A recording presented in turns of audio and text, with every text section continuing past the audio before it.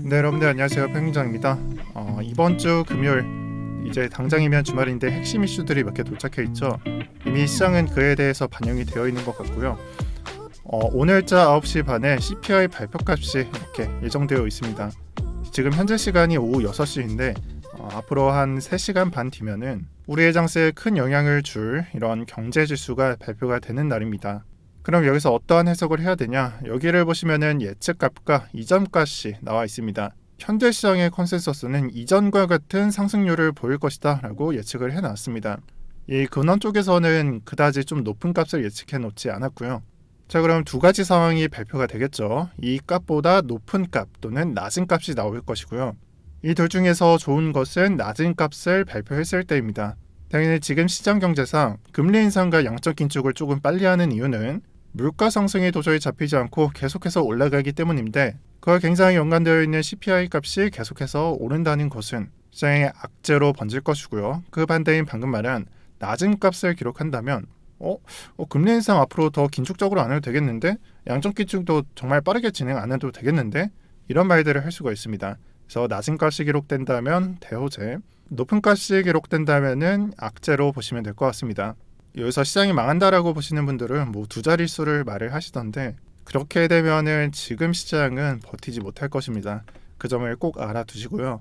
그래도 지금 현재 좀 약간은 괜찮다라고 보고 있는 점은 두 가지가 있는데요. 첫 번째는 이번 경제지수 발표에 있어서 시장이 선반영을 했다는 것입니다. 그래서 선반영이 되어 있어서 예측값대로 가게 된다면은 더 이상 하락은 발생하지 않을 것이다 라고 보셔도 좋고요. 하지만 예측값이 우리가 봤던 대로 8.3%보다 이상이 간다면은 추가 하락이 발생을 할 수 있다라고 보셔도 좋고요. 이러한 첫 번째 이유를 보고 두 번째 이유도 보도록 하겠습니다.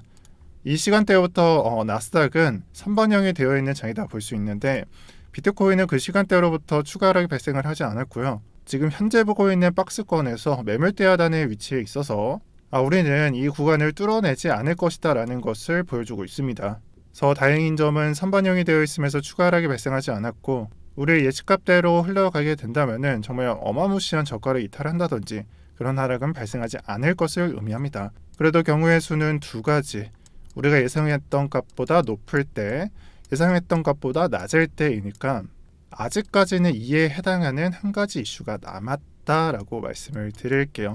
저는 이 발표값을 예측할 수 없다라고 보고 있습니다. 하지만 그에 대한 대응을 해야 되니까 어떤 식으로 흘러가는지에 대한 브리핑을 드렸습니다. 자, 그리고 단기적으로 접근을 하신 분들이 꽤 있으실 텐데요. 제가 이전에 말씀드렸던 단기적인 관점은 이런 식으로 이 검정색 5일선이, 일봉에서 관찰되는 검정색 5일선이 상승을 보여줄 수 있는 차트다라는 말씀을 드렸었고, 지금 현재는 이 지점이 낮아지지 않았습니다. 자, 그러면은 지금 현재 시장에서 일봉으로 보게 되면은 이렇게 음봉이 계속되고 있어서 이거를 손절을 해야 되나 이런 생각을 하실 텐데요.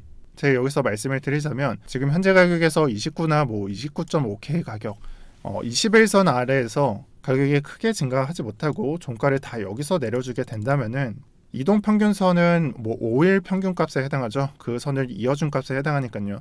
그럼 저점이 이 지점보다 낮아질 수가 있습니다. 그래서 생각을 해본다면 29K 아래에는 안 내려간다는 것이 이것의 이 단기적인 상승 관점의 핵심인데, 만약에 주말에 29K 아래에서 가격이 놀고 있다면은 저는 더 이상은 이러한 관점으로 보지 않기로 하겠습니다. 지금 제가 매수한 가격에서 1%에서 평단가에서 플러스 마이너스 계속 반복하고 있는데, 손절가는 이쯤으로 잡았어요. 그리고 원화 가격이기 때문에 좀 태도 가격으로는 좀 다른데 손절가까지 한 6% 정도가 나오거든요.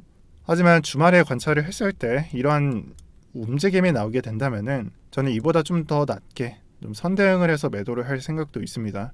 물론 이 부분에 대한 건 조금은 달라지는 지점은 있어도 가장 핵심적으로 생각하는 이 저점이 낮아지는 것만 좀 유의하겠다가, 제가 생각했을 때는 꼭 중요한 그런 관점으로 보입니다. 그러면은 5% 안쪽으로 좀 방어가 되겠죠. 그리고 이러한 생각을 가지게 된 거는 한 번 더 설명을 드리겠지만, 더블 바텀이 이런 식으로 구현이 되면 안 됩니다. 이거는 저점을 체크할 수 없는 차트고요. 여기서 단기적으로 또 반등이 나온다 하더라도 이 지점이 여기가 될지 아니면 여기까지 내려가서 반등을 할지 체크를 할 수 없으니까 저는 이때는 매도를 고민하겠습니다. 그래서 그 지점을 말씀드린 게 29K에 해당합니다. 주말까지 꼭 지켜봐 주시고요. 오랜만에 업비트에서 좀 전해드릴 소식이 있는데 현재 위믹스가 조금은 하락했지만 저가 대비해서는 조금 올랐죠. 그래서 위믹스를 들고 계신 분들이거나 아니면은 언제 타야 될지 고민하시는 분들이 많으실 거예요. 제가 이전 영상에서 말씀드렸지만 위믹스 3.0이라는 이슈는 자꾸 시간이 좀 바뀌는 것 같은데, 일단은 오늘자 뭐 10시 오늘 10시 반에서 한 11시쯤에 이 위믹스 3.0에 대한 정보가 공개가 된다고 하죠. 예를 들어서 위믹스 트위터에 공개가 되거나 아니면 여기 나와 있는 위믹스 유튜브 채널에서 공개가 될 텐데, 이 내용의 핵심은 저는 이번 장이 스테이블 코인의 강세라고 말씀을 드렸잖아요. 물론 그 코인이 많이 오르고 스캔 무빙으로 다 빠지더라도 단기적인 상승은 스테이블 코인 장세가 좀 심하게 나오고 있다라고 말씀을 드렸었는데, 지금 위믹스 3.0에서 잡고 있는 위믹스 달러 있죠. 여기에 대한 내용 중에 스테이블 코인에 대해서 또 디파이를 결합을 해서 이전과 똑같은 메커니즘으로 고이율의 상품을 주게 된다면은 정말 단기적인 스캠장이 펼쳐질 것이고요. 그걸 안 보고 나는 단기적인 수익만 보실 거다라고 하시는 분들은 이 발표 시간에 맞춰서, 저는 보통 한 1시간 또는 2시간 내에 매도를 하는데, 이 시간대에 맞춰서 좀 매도를 가져간다거나 그런 전략적인 움직임을 가져갈 필요가 있어 보입니다. 그럼 이 위믹스를 제외하고 전체적인 알트장은 언제 나오느냐? 사실 도미넌스는 잘 준비가 됐었죠. 여기서 떨어지게 된다면은 제가 말했었던 48%에서 떨어지는 거니까 저로서는 좋은 일이에요. 제가 말했던 가격을 준수하고 떨어지게 되는 거니까요. 하지만 전체장에서 지금은 한 가지 준비가 안 돼 있어요. 비트코인 차트를 보게 되면은 지금 현재 일봉의 모습에서 비트코인이 현재 한 이런 식으로 그어져 있죠. 차트의 모습이 한 이 정도가 나와 있죠. 네, 지금 도미넌스는 준비됐는데 그 전 과제인 상승이 안 나왔다라는 말입니다. 그래서 우리가 기대하는 그런 하락의 모습으로서 알트장이 나오게 된다면은 그 선행 조건으로서, 그러니까 숙제가 있어요. 비트코인이 상승한 다음에 뭐 조금 하락을 해서 조정을 하고 이 상승분에 대한 되돌림을 만들고 횡보를 한다든지, 아니면 횡보 안 나와도 돼요. 그러니까 바닥에서만 안 늘면 돼요. 상승 나오고 되돌림 나오고 특정 지점에서 머무른다든지, 아니면 여기서 또 상승을 해도 좋은데, 이런 전제 조건이 지금 차트를 보면 안 나오고 있다. 이 지점이 나오게 되면은 알트장 나올 수 있다라고 말씀을 드리겠습니다. 그래서 너무 성급하게 지금 진입할 필요가 없고요. 비트코인이 먼저 오른 다음에 선택을 하셔도 이런 장에서 알트장은 좀 준비가 될 수 있다라고 말씀을 드릴게요. 자, 지금 현재 도미넌스가 이런 오르고만 있기 때문에 알트장이 나오기가 쉽지가 않습니다. 업비트장을 보게 되면은 제가 방금 보여드렸던 차트 형태가 안 나오고 있다는 걸 아실 거예요. 올라봤자 뭐 5에서 3%지만 그냥 계속 설거지만 시키고 있고, 진짜 약간은 징하네요.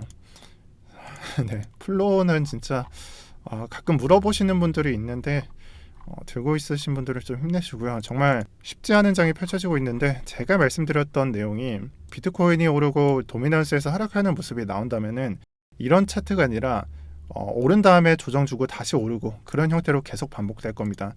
지금 도미넌스 상태가 그렇게 좋지 않기 때문에 이런 윗꼬리가 관찰이 되는 거예요. 그래서 매매를 하시는 분들도 뭐 롱을 걸거나 숏을 걸거나 둘 다 참고를 해볼 만한 것은, 지금 현재는 이전과 같이 상승분이 계속되는 랠리가 펼쳐진 장은 아니다라고 해석을 하셔도 좋습니다.